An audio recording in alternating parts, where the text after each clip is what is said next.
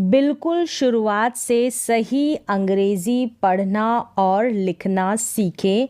तो बिल्कुल ये पहली क्लास रहेगी जहाँ पर आप सीखेंगे अंग्रेज़ी के साधारण वाक्यों को बनाना।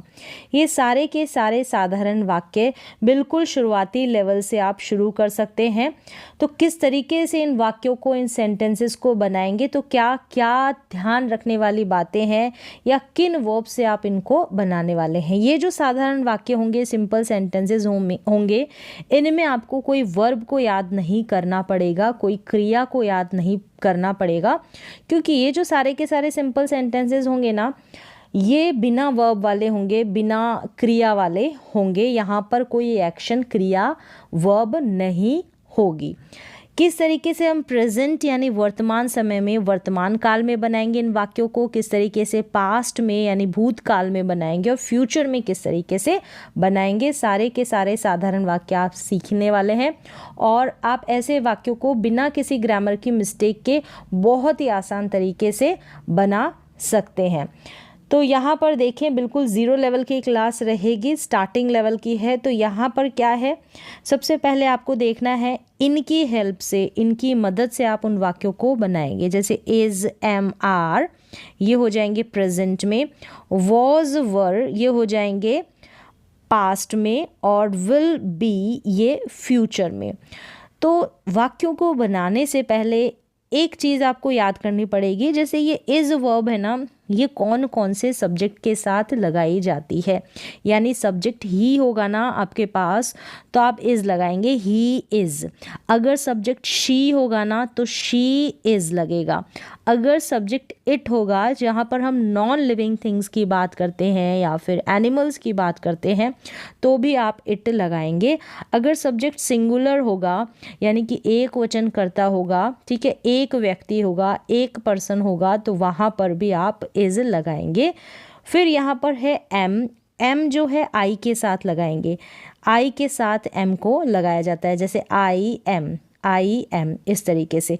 तो आपको हर एक सब्जेक्ट का पता होना चाहिए कि उसके साथ इज़ लगेगा, एम लगेगा या आर लगेगा, कौन सी हेल्पिंग वर्ब लगेगी। फिर यहाँ पर देखें आर जो है ये वी के साथ आर लगाएंगे, वी आर, यू के साथ भी आर लगाएंगे, यू आर, दे आर, और प्लूरल जितने भी बहुवचन सब्जेक्ट है, बहुवचन करता है, उन सभी के साथ आर लगेगा। वॉज, आई के साथ वॉज लगेगा, ही के साथ वॉज लगेगा, he was, she was, it was, और सिंगुलर सब्जेक्ट होगा, एक वचन करता होगा, वहाँ पर भी वॉज लगेगा। फिर देखें वर वी के साथ वर लगेगा, यू के साथ वर लगेगा, दे के साथ वर, और प्लूरल सब्जेक्ट बहुवचन करता जितने भी, उन सभी के साथ भी आप वर लगाएंगे। और विल बी का यूज़ आप सभी सब्जेक्ट के साथ कर सकते हैं। तो इतना ध्यान रखने के बाद आप जो है साधारण सिंपल सेंटेंसेस बिना वर्ब, बिना एक्शन वाले बना सकते हैं। देखिए कैसे बनाएंगे।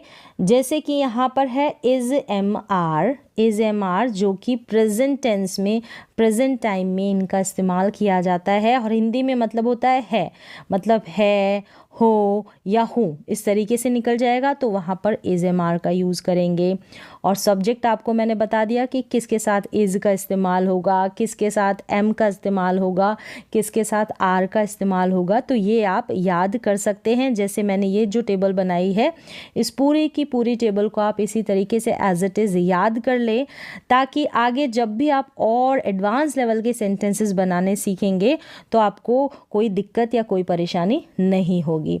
फिर यहाँ पे है वॉज वर, यानी कि पास्ट की बात होगी, पास्ट टेंस की, भूतकाल की, बीते हुए समय की। हिंदी में इनका मतलब निकल जाएगा था, थे, थी, इस तरीके से। और विल बी मतलब कि होगा, विल बी होगा।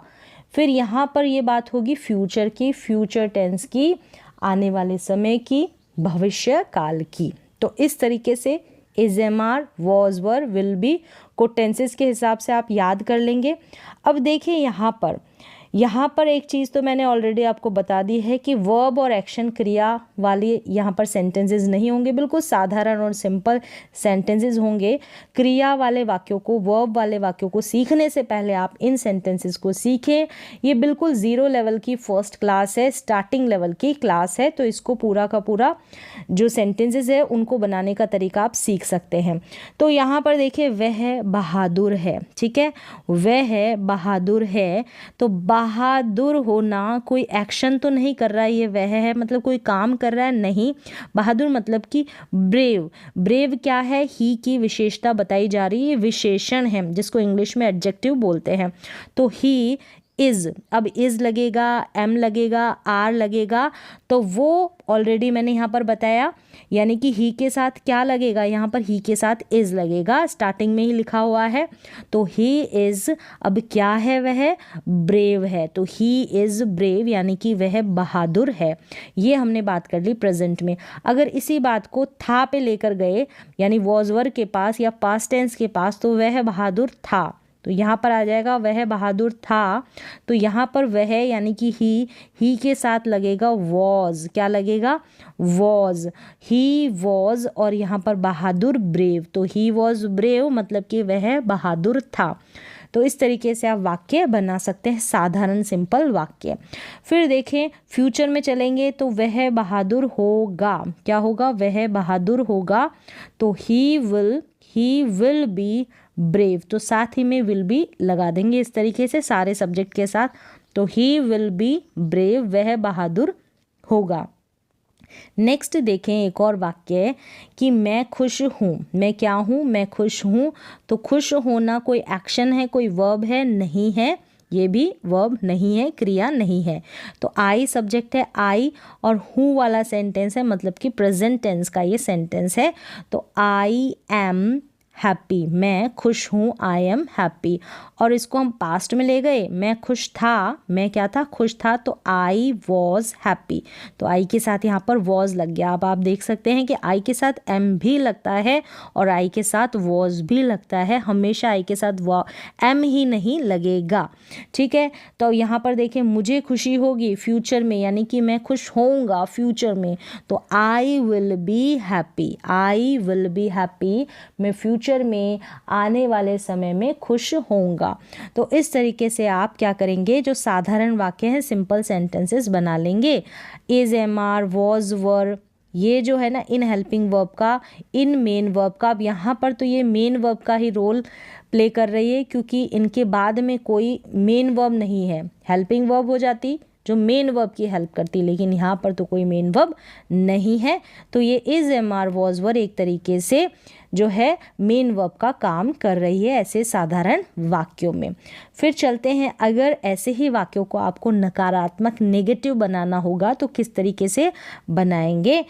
वह छात्र नहीं है, वह छात्र नहीं है, ये प्रेजेंट टेंस में, तो ही इज़ के बाद में आपको नॉट लगा देना है। तो he is not a student, मतलब कि वह छात्र नहीं है, he is not a student.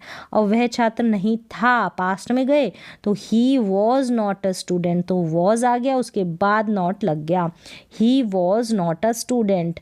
वह छात्र नहीं होगा या वह छात्र नहीं होएगा फ्यूचर में, तो he will not be a student. अब यहाँ पर देख सकते हैं विल और बी के बीच में, यानी कि विल के तुरंत बाद यहाँ पर नॉट लगा देना है, फिर बी लगाना है। यहाँ पर विल बी नॉट ऐसे नहीं लगाएंगे, विल नॉट फिर बी लगाना है, तो विल और बी के बीच में नॉट आ जाएगा, ये ध्यान रखें। वह छात्र नहीं होगा, he will not be a student. अब नेगेटिव तो बनाना सीख लिया है, नकारात्मक वाक्य बनाना सीख लिया है। अब प्रश्नवाचक वाक्य भी, यानी इनसे शुरुआत करने वाले होंगे ना हेल्पिंग वर्ब से, या ये जो मेन वर्ब का काम कर रहे हैं इज, एम आर, तो इनसे तो कैसे हम प्रश्नवाचक वाक्य बनाएंगे। जैसे प्रश्नवाचक वाक्य बना इंटरोगेटिव सेंटेंस कि क्या वह छात्र है, तो क्या से शुरू हो रहे हैं सारे के सारे वाक्य।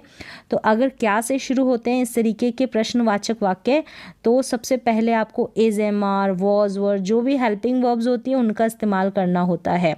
तो यहाँ पर देखें क्या वह छात्र है, तो क्या से शुरू हो रहा है। अब सबसे पहले वह को देखेंगे, वह क्या है, ही, तो ही के साथ इज आता है तो शुरू में इज लिखना है, इज ही। फिर इसके बाद ही, जो भी ही, शी, इट, जो भी सब्जेक्ट है, इज ही अ स्टूडेंट, क्या वह छात्र है, इज ही अ स्टूडेंट। क्या वह छात्र था, अब पास्ट में, तो क्या वह के साथ वॉज लगेगा, was he a student, was he a student, क्या वह छात्र था। अब क्या वह छात्र होगा यानी कि फ्यूचर में, तो यहाँ पर विल लगेगा, क्या लगेगा, शुरू में विल लगेगा, फिर सब्जेक्ट आ जाएगा ही, फिर बी लगेगा, मतलब विल और बी के बीच में सब्जेक्ट आएगा, तो will he be a student, will he be a student. तो इस तरीके से आपने सीख लिए हैं कि साधारण वाक्य, सिंपल सेंटेंसेस जो शुरुआती लेवल पर बनाए जाते हैं, उन सभी वाक्यों को बनाना सीख लिया है। तो सबसे पहले ये टेबल ज़रूर याद कर ले कि is, am, are, was, were, will be, इन ये जो हेल्पिंग वर्ब्स है इनके साथ कौन से सब्जेक्ट का इस्तेमाल किया जाता है, क्योंकि आप हर सब्जेक्ट के साथ तो इनका इस्तेमाल नहीं कर सकते, तो याद करना पड़ता है। फिर देखें यहाँ पर इट और देयर का यूज़ भी सीख सकते हैं, इनसे भी सिंपल सेंटेंसेस बनाए जाते हैं। इट का यूज़ हम नॉन लिविंग थिंग के लिए करते हैं, निर्जीव चीज़ों वस्तुओं के लिए करते हैं, और एनिमल्स के लिए भी करते हैं। यहाँ पर देखिए यह एक कुर्सी है, यह कुर्सी के लिए हमने इट का यूज़ किया। ये है प्रेजेंट टाइम का ये सेंटेंस है, ये था, थे, थी से है एंडिंग, तो यहाँ पर थी है तो ये पास्ट का है, होगी, होगा तो ये फ्यूचर का है। तो यह है एक कुर्सी है, तो इट के बाद में इज लगेगा, इट के बाद में इज लगेगा या इट के बाद में वॉज लगेगा। इट के बाद में, इट के बगल में, जैसे यहाँ पर वॉज की जगह वर नहीं लगा सकते, सिंगुलर वर्ब हम यहाँ पर लगाएंगे, इट इज़ या फिर it was, it is, it was या इट विल बी। तो यह एक कुर्सी है, it is a chair, it is a chair. It are नहीं लगा सकते, इट आर नहीं लगा सकते, ठीक है, ध्यान रखना है। और इट वर भी नहीं लगा सकते। फिर यहाँ देखिए यह एक कुर्सी थी तो it was a chair, it was a chair. यह कुर्सी होगी तो it will be a chair, it will be a chair. तो इनका नेगेटिव भी बना सकते हैं, इज के बाद में नॉट लगा दें, इसमें वॉज के बाद में, इसमें विल के बाद में नॉट लगा दें, इस तरीके से। तो साधारण वाक्य देयर से भी बनते हैं, सिंपल सेंटेंसेस। तो ये वाले वाक्य भी देख ले, बहुत इंपॉर्टेंट है, बहुत ज़रूरी है। तो यहाँ पर जो है इट का जो मतलब यह हो जाता है, ठीक है, इट का मतलब यह हो जाता है। और यहाँ पर देखिए देयर इज़ और देयर आर, इसका मतलब हम हिंदी में नहीं लेंगे। अगर हमको इस तरीके के वाक्य बनाने हैं जो संख्या या मात्रा से शुरू होते हैं, जैसे कि एक, यहाँ पर एक यानी नंबर से शुरू, एक संख्या से शुरू हो रहा है ये वाक्य, एक आम का पेड़ है। अगर आप ऐसे बनाएंगे तो इस तरीके से बना देंगे अ मैंगो ट्री इज़, या ऐसे, तो ऐसे वाले वाक्यों में आपको सहारा लेना पड़ता है देयर का। किसका, देयर का। तो देयर जैसे यहाँ पर लगाया है तो देयर का मतलब यहाँ पर नहीं लेंगे हिंदी में कि कोई मतलब होता है, संख्या से शुरू हो रहा है, तो यहाँ पर इस वाक्य को पूरा करने के लिए हमको देयर जो है सब्जेक्ट यानी कि कर्ता, जो सब्जेक्ट है इसका इस्तेमाल करना पड़ता है। तो यहाँ पर देयर का इस्तेमाल किया है, तो देयर के बगल में इज़ भी आता है और देयर के बगल में आर भी आता है। अगर सिंगल एक वचन की बात होगी तो इज़ का यूज़ करेंगे, अगर बहुवचन प्लूरल की बात होगी तो वहाँ पर वर का या फिर आर का यूज़ करेंगे। तो यहाँ पर इज़ भी आएगा, पास्ट की बात है तो वॉज आ जाएगा, यहाँ पर आर आ गया और यहाँ पर वर आ गया। प्लूरल भी आती है, प्लूरल वर्ब भी आती है और सिंगुलर वर्ब भी आती है, जिसकी भी ज़रूरत है।